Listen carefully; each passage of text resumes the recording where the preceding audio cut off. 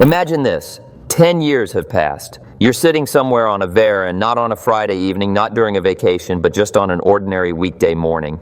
And suddenly you realize you're not where you wanted to be. But not because everything went wrong. It's because you never clearly decided where you wanted to go. Life is like a journey. And most people aren't travelers. They're just passengers who never booked a ticket. They're being taken. They change trains, planes, directions without even asking, where exactly am I going? Today we're not going to talk about goals. We're going deeper. I'm going to ask you 5 simple but dangerous questions. They won't let you sleep, and they might change everything. The first one is just a moment away. But before we begin, let me suggest, subscribe, because this is just the beginning of deep inner work. And at the end of each section, there will be a task that will force you to answer yourself honestly. No lies. Ready? Then hold on. What do you really want to do in life? When I was 25, I was already tired of my own excuses. Loose change jingled in my pocket, and in my head was a dull hum.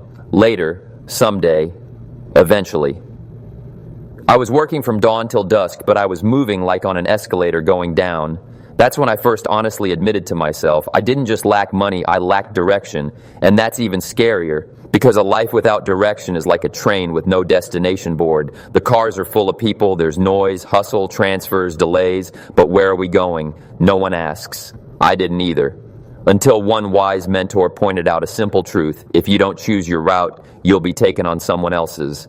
I sat down at a table, took out a notebook, and started writing down everything that resonated with me as action. Not status, not a fancy title, just action. Talking to people in a way that gets them out of their seat. Learning myself and teaching others. Building something I wouldn't be ashamed to show my kids. Writing not for the sake of authorship, but to clarify my thoughts. On paper, it looked naive. In life, it was terrifying. But you know what happened next? When I wrote down do, I saw how. When I saw how, I took the first step. And when I took the first step, the second door appeared. Think, my friend, what does doing mean in your life? Not how do I earn, but what do I do as a way of being myself? I noticed a pattern. Everything that was truly mine made me wake up earlier, speak more simply, work more deeply.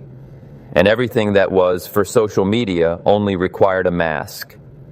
One day in a mask and you're drained. One day in action and you come alive. I used to be afraid of the stage. My hands trembled, my voice cracked. My first talks were in small rooms where people sat closer than I was comfortable with.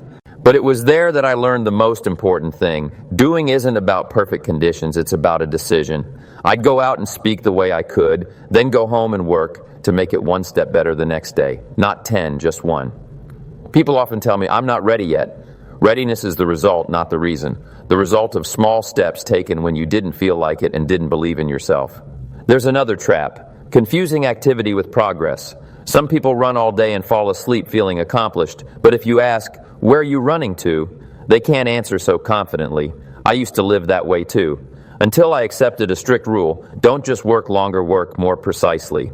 Precision begins with the question, what exactly do I want to do? The key word is exactly, because a bit of everything quickly turns into nothing specific. Imagine a morning a year from now, you turn on the kitchen light. What's in the air? Coffee or fresh wood from your workshop? What are your hands doing? Typing, painting, crafting, preparing something you created? Who's waiting for the result? Clients, readers, a team, patients? What action makes this day yours, even if no one sees it in their newsfeed? What you just imagined, that's the thread you need to pull. It will lead you to something concrete. The first call, the first sketch, the first lesson, the first prototype. And concreteness loves calendars, deadlines, and accountability. Here's another mental shift that once saved me. I worked hard at my job, but barely worked on myself. A good employee and a weak author of my own life. As soon as I shifted priorities, started doing at least one thing daily that strengthened me as an instrument, my job became more effective. That's why the question, what do I want to do, always walks hand in hand with, who am I becoming when I do it? Action shapes the one who acts. Choose an action worthy of your best self. And yes, I know, sometimes you can't drop everything tomorrow. There are bills, obligations, people who need you. That's why I offer another path, the path of bridges, not cliffs. Draft a prototype day where 30 minutes belong to your true action. 30 minutes a day, that's over 3 weeks of pure time in a year. In that time, you can build your first portfolio, write your first chapters, launch your first clients. A small step done consistently is stronger than a big leap done once. But that's not all. In a moment, I'll ask you to evaluate yourself. Before I do, try this short imagination exercise. Close your eyes and picture the simplest scene: you at a table, a lamp, a sheet of paper. At the top, it says, I do. And you write in 3 actions you'll do, even if no one applauds. Open your eyes. If you already have even one word, you've started moving. If it's still blank, don't worry. We'll learn to listen to ourselves. Now it's your turn. On a scale from 1 to 10, where 1 means I have no idea what I want to do, and 10 means I do my work every day and grow in it, where are you right now? Don't pick a nice number, pick an honest one. Say it out loud and remember it. We'll come back to it at the end of the video, because next we'll shift the focus from what to do to who do I want to become, and that's what will unlock a whole new speed of progress. Who do I want to become? When I first heard from my mentor, Earl Schaff, if you want things to change for you, you have to change yourself, it hit me like a bolt of lightning. Until then, I looked at the world as an unfair place.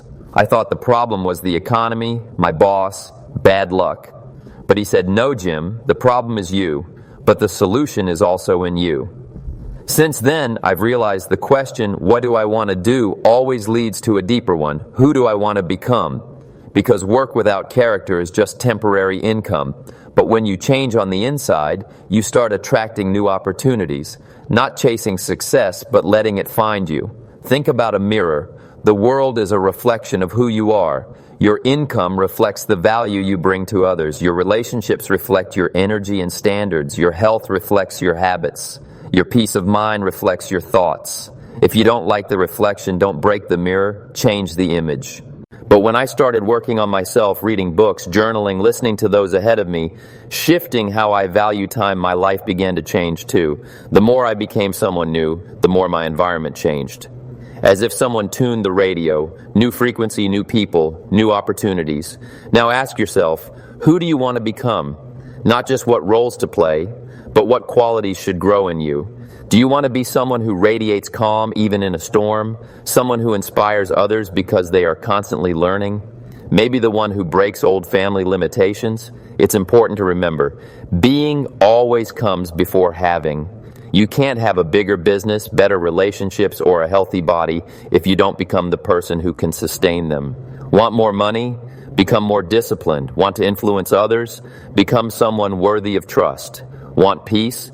Become someone who can manage their mind instead of handing it over to fear. My biography often mentions that I was just a farm boy from Idaho, but you know who I wanted to become? A person who can stand on stage and ignite hope. That sounded wild for a guy with no education, no money, and no experience. But I saw not just what to do, speak, write, consult. I saw who to be, an example. And that vision helped me endure failures, doubts, and years of learning. One more secret. Being is shaped not by slogans, but by discipline. You don't transform from one motivational video. You become someone else every day by keeping small promises to yourself, waking up on time, finishing a chapter, doing the workout, being kind when you don't feel like it. Drop by drop, you form a new identity. Now stop. Look into an imaginary mirror. Do you see the person you dream of being? If not, don't be afraid. It's not a verdict, it's an invitation. And here's my question to you. Who do you want to become? On a scale from 1 to 10, where 1 means I don't even think about who I'm becoming, and 10 means I clearly see and work on myself every day, where are you right now?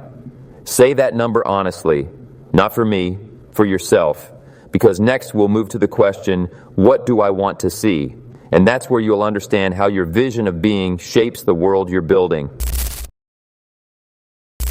What do I want to see? When I was just a farm boy from Idaho, I wasn't only drawn to faraway cities on the map. I was drawn to images I didn't yet know how to name. A room where people rise to their feet after my words. The eyes of a child who believes in themselves for the first time. Morning light in a room where on the table lies not a pile of bills, but a manuscript of a new chapter. Back then, I didn't know this was the answer to the question, what do I want to see? Because vision isn't tourism. It's not just pyramids or ocean shores. Vision is an inner gallery of images that drive our actions, even when we're tired, busy, or uncertain. I used to live in a fog, doing a lot, moving fast, but not seeing where I was headed. And a mentor told me, don't ask life for an expensive car, ask for a clear view through the windshield. I sat down and began to paint with words what I wanted to see in my reality. Not vague ideas, but details that make your heart beat faster. Not travel, but standing on a rooftop in Florence at dawn, reading the first pages of my book that 200 people will hear tomorrow. Not success, but seeing my team, after a hard quarter, walk on stage to receive their well-earned applause. These images give you direction. When you clearly see what your world is meant to look like, your brain starts searching for the doors. And the doors appear. Maybe right now you feel some resistance. I don't picture things I have no imagination. Believe me, everyone does. You know how to imagine the worst when you're worried, don't you? That means you can imagine the best too. The only question is, which channel are you tuning into more often? Try this simple shift. Instead of I need stability, see an account with a 6-month financial cushion and your partner's calm face at dinner. Instead of I want health, picture yourself tying your shoelaces for a morning run, feeling light in your body. Instead of I dream of impacting people, see someone going home early after your conversation to spend time with their child because you reminded them what really matters. And yes, this still isn't enough. You need one habit to turn fog into vision. Record what you see. Don't trust your memory. Write it down. Words are the brush that gives your vision form. Once described, your dream becomes a roadmap. I once asked myself what I wanted to see in my speeches, and my answer was almost laughably simple. Not the spotlight's glow, but the light in people's eyes. Not a full house, but the silence where the decision to act is born. When I finally put that into words, my style changed. Less showmanship, more honesty, less how do I look, more what am I giving. And the room started to look different even though the chairs were the same. Because your images shape your choices, and your choices reshape your reality. Here's another insight I came to later. Images must not only be painted, they must be tied to time, to place, and most importantly, to the person you're becoming. If your vision doesn't require you to grow, it's not a vision, it's a postcard. Say you want to see your workshop. Great. But who do you see at the bench? A burned-out craftsman escaping reality or a focused person shaping it? You want to see another country. Good. But which version of yourself do you bring there, present, generous, curious, or exhausted, trying to escape the mess of daily life? What you want to see must reveal who you want to become. Vision isn't just a landscape, it's a self-portrait in the landscape. Let's try a small inner experiment. No music, no pause. Imagine tomorrow evening. You come home. What do you see first, the TV on or an open notebook with 3 lines that are moving you forward? Imagine next Sunday. What's in your calendar, random errands or a meeting that matters to your future vision? Imagine year's end. What do you see in your reflection? Fatigue from another year of chasing your tail, or calm from building what you truly chose? If you just felt a twinge of resistance or warmth, that's a sign your images are already working. They don't need to go into a museum. They need to be brought to life. 1 brushstroke a day. Now it's your turn. On a scale from 1 to 10, where 1 means my mind is foggy, I don't see what my world should look like, and 10 means I clearly see the key scenes of my life and have described them in words. Where are you right now? Say it honestly, don't decorate it. Then immediately capture 1 clear image for tomorrow. Let it be a small thing, the light of the lamp over your desk at 7 o'clock a.m., and 3 sentences that bring you closer to your chosen reality. Remember, the world gladly begins to resemble what we insist on seeing in it. Next, we'll move on to the question that seems simpler but often shakes us up the most. What do I want to have? And there, we'll separate the things that serve your vision from the things you want just for show, so that when the snapshot of your life is printed, you'll recognize yourself in it. What do I want to have? There was a time when I thought the answer was simple. A bigger paycheck, a better suit, a new car. Then one day, my mentor quietly but firmly held up a mirror to me. What you have is the result of who you've become. And for the first time, I grasped the difference between having for display and having as a tool. Display consumes. Tools create. Display feeds the ego for an hour. Tools nourish the future for years. And when I learned to ask myself, why do I want this? My desires began to mature. I stopped chasing glitter and started collecting things that work even while I sleep. Skills, a personal library, a solid reputation, a healthy body, a financial cushion, relationships built on trust. All of it became my workshop, the forge of my future. I remember my first truly decent suit. I didn't buy it for pictures. I bought it to walk into rooms with respect for the people and for the work, because owning something isn't enough. What matters is that what you own amplifies you as a tool for creating value. Money? It's applause for work well done. A house? It's a stronghold for your family if you fill it with meaning. A car? Just a vehicle to get you where you chose to go, not proof you've already arrived. Everything you have should serve your being and your doing. Otherwise, it becomes a tiny anchor that weighs you down. I discovered a simple rule. Before I add something to my want-to-have list, I ask myself 3 questions. Does this bring me closer to the person I want to become? Will this help me do my real work every day? Will this give me freedom of time, choice, movement, or take it away? If the answer is no to even one, the item shifts from investment to illusion. That's how I learned not to have more, but to have wiser. The unnecessary disappeared. The essential remained and multiplied. Here's another turning point. Wanting is easy, but having always comes with responsibility. More money requires more discipline, more influence, means being more of a role model, more opportunities come with more decisions where you can't hide behind bad luck. So I stopped writing, I want to have X amount in the bank. Instead, I wrote, I want to have the habit of saving 10%. I want to have a system for tracking my finances. I want to have a project that brings value to people. Habit, system, project. These are the kinds of having that don't evaporate. They cement your foundation. And this is where journaling helped me. I sat down in the evenings and wrote what exactly I wanted to have in a year, in 3 years, in 5. Not abstractly, but in detail. What amount and what value will earn it? What form and what function will it serve? What circle of people and what will they gain by being around me? The most important column, why. Without a strong why, things drag you down. With it, they lift you up. When I saw the reason, I could see the price. And if the price was within reach, I paid it in daily discipline.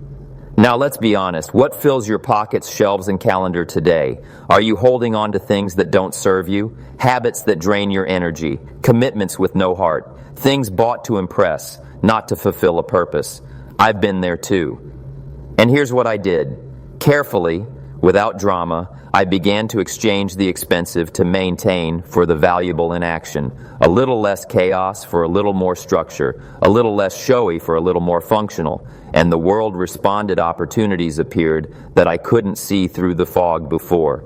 Now ask yourself, what do you truly want to have so your work becomes sharper and your being rises higher? Maybe it's not a thing, but a reserve of morning time. Maybe not a gadget, but an hour of silence for deep work. Maybe not a new chair, but a new circle of people with whom your conversations feel like they shape the future, because they do. Real having isn't about quantity, it's about the quality of the supports you stand on every day. Let's do a small internal inventory. Picture a shelf labeled, I have this because it serves my path. What's already there? What do you want to add first? And what item or habit are you ready to remove today to make space for what truly matters? You don't need to answer me. Answer yourself. Now the interactive part. On a scale from 1 to 10, where 1 means my desire to have is chaotic and contradicts who I want to be and what I do, and 10 means what I have is fully aligned with my being and doing every item is a tool, what's your number right now? Name it honestly. Then add 1 piece of clarity. What is 1 thing you want to have within the next 30 days? And what daily discipline are you willing to pay for it? Next, we'll move to the question, where do I want to go? And there we'll turn your having into a route, not just a pin on a map, but a path you walk with clarity, momentum, and dignity. Where do I want to go? This question sounds simple, but it holds the entire drama of human life, because here's the truth. If you don't decide where you're going, any wind will carry you away. And the scariest part isn't that you'll get lost. The scariest part is that you might arrive somewhere you never wanted to be. I love the metaphor of the road. Imagine you're standing at a train station. Trains come and go. Some people jump on the first one they see. Some wait until their friends decide. Some just pace the platform, afraid to make a move. But then there are those who step up to the counter and clearly state their destination. And even if the train is delayed, even if they have to switch lines, they remain calm. Because they know where they're headed. It's the same in life. Your where isn't just geography. It's not only cities, countries, or travels, though they might be part of it. Your real where is the direction of your destiny.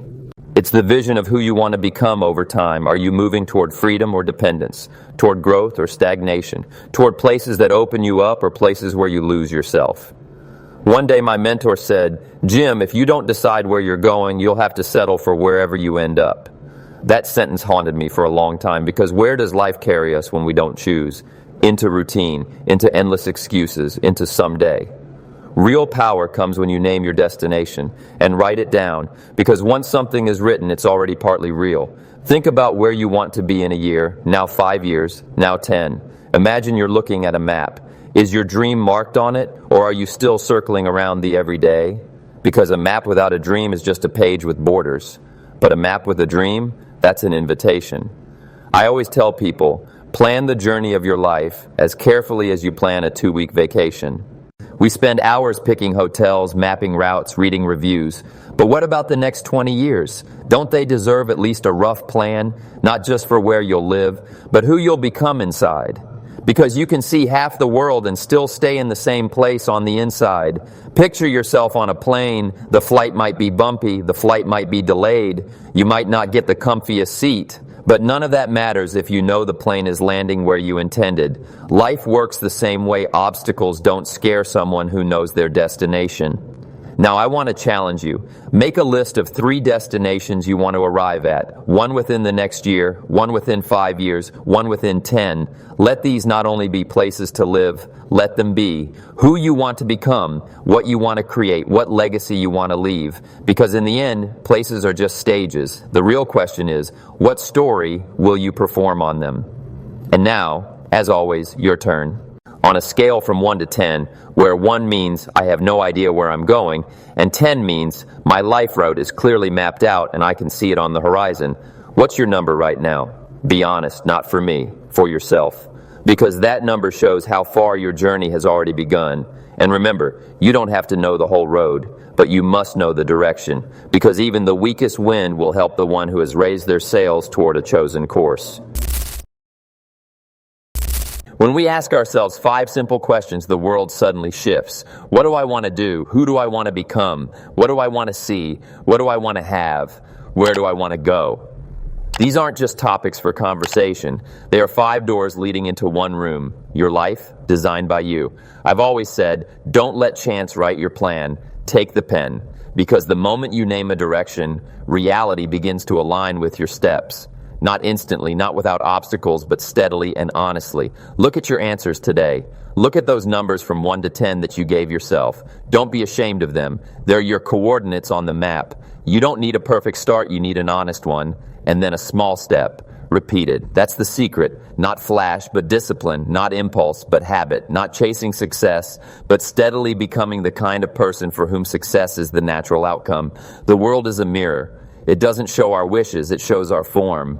So by changing yourself, you change the reflection. I urge you to keep today's images. Write them down. Describe the smell of the morning when you're doing your work. Describe the traits of the person you're becoming. Describe the scenes you want to see, the tools that serve you, and the destination you're heading toward. Once a picture is written in words, it stops being a dream and becomes a route. And roots thrive on calendars, accountability, and quiet persistence. Step by step, day by day, without bargaining with yourself. And one more thing, go back to each of the 5 numbers and ask, what will I do within 24 hours to raise each one by at least a single point? Not tomorrow, today. 1 call, 1 page, 1 workout, 1 hour of silence, 1 clear yes to your direction. Small moves change big trajectories. I'm grateful for your trust and attention. If this path resonated with you, stay with us, subscribe, share this video with someone who needs a map right now. And in the comments, write 1 sentence. My next step is, not for judgment, for yourself. Because when we speak and write, we begin to act. Remember, the wind won't always be favorable, but you can always adjust your sails. Life is generous to those who arrive prepared. Be that person, and may your tomorrow become the natural continuation of today's decision, clear, simple, yours.